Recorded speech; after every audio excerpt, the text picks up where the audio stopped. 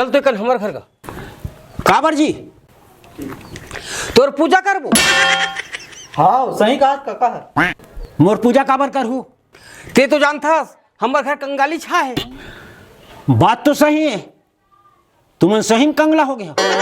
यही पाए के पांडु पंडित ला बिजरवाएन तब पंडित है बोलिस न रे। हाँ का बोलिस?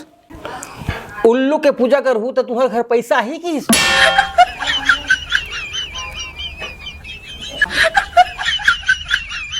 कहोगे चलना जा बार जाहूं फिर फ्री मोर पूजा नहीं करा।